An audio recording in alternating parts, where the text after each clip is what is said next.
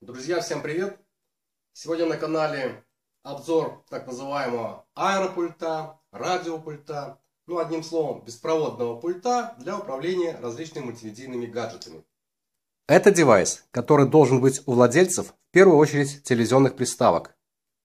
Главное достоинство штатного пульта, которым комплектуются смарт-приставки, TV-приставки CS918, в том, что, как я уже отметил в соответствующем обзоре, при выводе звука с приставки на внешнюю акустику с помощью или оптического кабеля, аудиокабеля, или HDMI кабеля, переключение треков в приложении MP3 плеера и переключение станций вещания в приложении интернет-радио осуществляется вот этими двумя кнопочками при отсутствии необходимости контроля на внешнем мониторе. То есть монитор может быть выключен.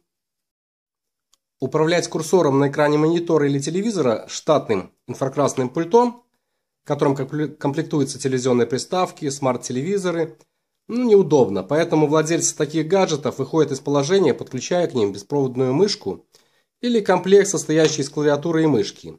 Но использовать манипулятор типа мышка в лежачем положении или находясь на диване, кровати неудобно по причине отсутствия соответствующей рабочей поверхности для мышки. Поэтому и был приобретен данный пульт. Называется он аэропульт, либо аэромаус, аэромыш. Подключается он при помощи беспроводного приемника с USB интерфейсом и позволяет управлять курсором на экране телевизора или монитора просто взмахом руки с пультом. В компании LG Electronics есть подобная разработка пульта под названием Magic Motion Remote Control, которая, кроме того, в отличие от этого, оснащена скроллом и есть возможность управления с помощью голосовых команд. Конечно же, цена его значительно дороже и адаптирован под гаджеты собственного бренда. Этот же пульт приобретен на eBay, ebay.com по цене около $10 США. Представлены также модели пульта на AliExpress.com, отличающиеся некоторым оформлением корпуса и функциональным назначением некоторых кнопок пульта. Ссылку на подобный аэропульт я размещу в описании под этим видеороликом для знакомства и возможного приобретения. Кстати, цена варьируется у китайских ритейлеров от 7 до $16 США. Как правило, связь пульта с приемником осуществляется на радиочастоте 2,4 ГГц. Данный пульт позволяет существенно облегчить управление телевизионной приставкой, но в принципе можно подключить к любому устройству с интерфейсом USB для управления. Так, при подключении аэропульта к ноутбуку и автоматической установкой драйверов возможно также переключение между рабочими столами и перемещение курсора по экрану. Но сразу же отмечу отсутствие на пульте кнопки, которая бы замещала правую кнопку манипулятора мышь. Функции же левой кнопки мышки выполняет кнопка ОК. При подключении к смарт-телевизору возможен серфинг по интернет-браузеру. Но в этом случае отмечу, что беспроводная мышка все же будет удобнее, поскольку местоположение курсора аэропульта резко меняется при его встряхивании. Это необходимо для сокращения области управления курсором, то есть встряхивание пульта у максимально дальнего положения курсора на экране мы удобно приближаем очередную начальную точку движения курсора. Так, аэропульт прибыл в Беларусь из Китая, упакованный в обычный полиэтиленовый пакетик. Выполнен из очень маркового глянцевого пластика черного цвета. Бывают варианты черного с белым. Очень легкий. Его максимальные габариты 135 на 41 и толщиной максимальной 26 мм. И имеет такую эргономичную форму, удобно лежит в руке. Питается он от двух батареек типа 3А. В крышке батарейного отсека уложен USB радиоприемник.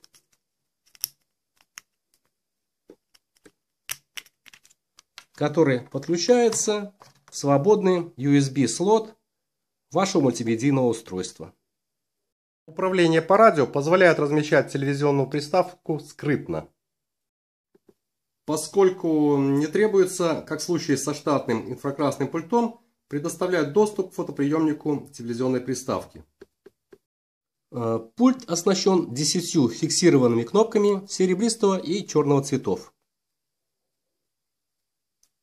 Кнопка для перевода телевизионной приставки в дежурный режим при удержании этой кнопки. Правда, выводить телевизионную приставку из дежурного режима уже нужно кнопочкой Reset, расположенной на дне приставки.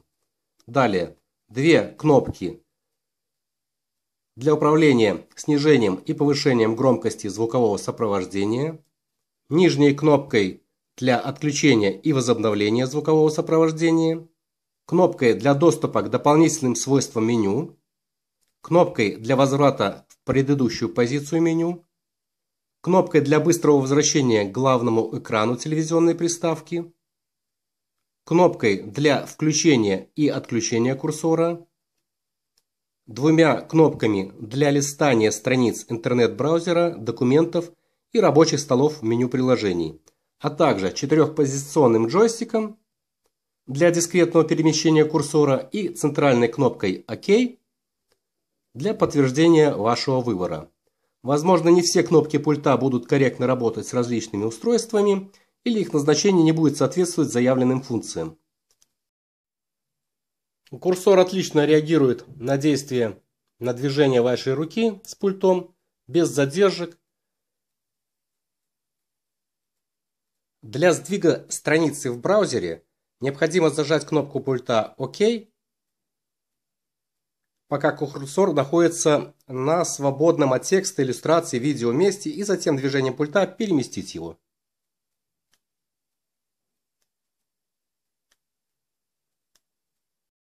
И в конце ролика знакомлю вас с последними изменениями на канале. Как уже знают мои подписчики, в социальных сетях Одноклассники, ВКонтакте, Facebook, Google+, существуют группы и сообщества канала, где можно ознакомиться с товарами от китайских ритейлеров, не представленных в обзорах и распаковках на данном YouTube-канале, но в свое время приобретенных моими зрителями, и их доставка покупателю уже подтверждена партнерской платформой EPN. Ярлыки для перехода и подачи заявки на вступление в данные группы и сообщества находятся в шапке канала, в описании канала и в описании любого видеоролика. Ну а с марта 2016 года все видеоролики YouTube канала дублируются в группе у Белого дома ВКонтакте, так что тем, кто больше времени проводит в данной социальной сети и кому удобен просмотр именно там, может это сделать, не загружая YouTube. Спасибо за просмотр и желаем всем удачи и оптимизма в ожидании теплых, по-настоящему теплых весенних деньков. Пока-пока.